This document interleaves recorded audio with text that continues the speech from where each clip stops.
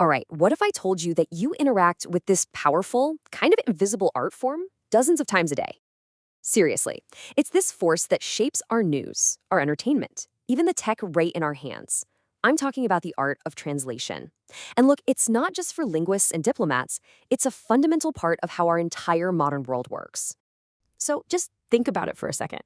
When was the last time you actually came across something that was translated? This morning, maybe? Last night? Chances are you probably didn't even notice it happened.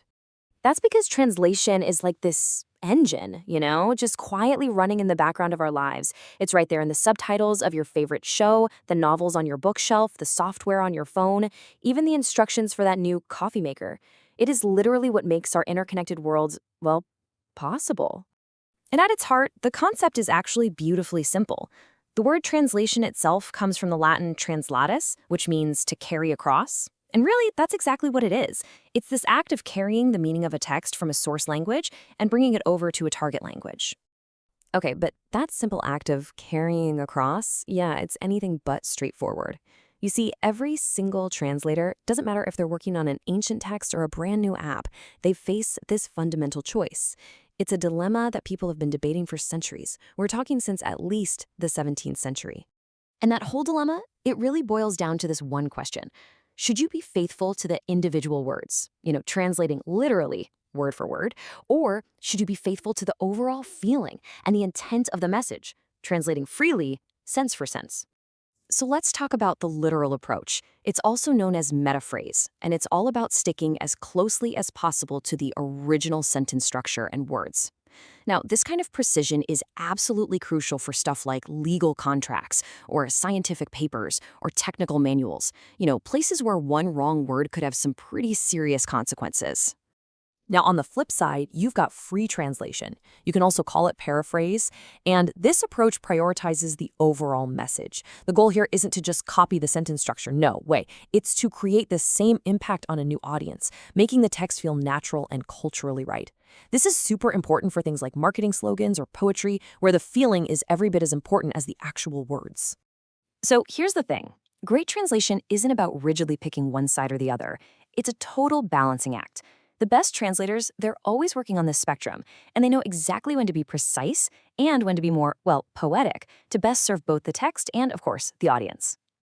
All right, if you want to see this balancing act in action on a truly massive scale, we've got to look at a place where translation isn't just a job, it's an essential everyday part of life. Let's dive into the ultimate case study, India. So, to put this in perspective, India is one of the most linguistically diverse places on the entire planet. The Constitution officially recognizes 22 languages. 22. But honestly, that's just the beginning. We're also talking about thousands of mother tongues and dialects spoken all across the subcontinent. It's staggering. And it's this incredible diversity that makes translation, it's like the glue that holds the nation together. In fact, as the writer K. Sachidanandan said, and I quote, "One can even add without exaggeration that India would not have been a nation without translation." That's how essential it is. And this is not a new thing at all. You could say that India's history is a history of translation. Way back in ancient times, you had Buddhist texts spreading because they were retold in local languages. During the medieval era, there was this amazing exchange between Sanskrit and Persian under the Mughal emperors. Then came the colonial era, and English became a huge deal, which led to a ton of translation work both ways. And after independence, translation became a core tool for nation building, creating a shared national literature for everyone. So, okay, in a country like India, which is so deeply shaped by translation, how does that dilemma we were just talking about, words versus spirit, how does that actually play out in the real world? Well, what's really fascinating is that the Indian tradition has often leaned towards something called transcreation. Think of it as a really creative retelling. It values capturing the essence of a story way more than just literal word-for-word accuracy.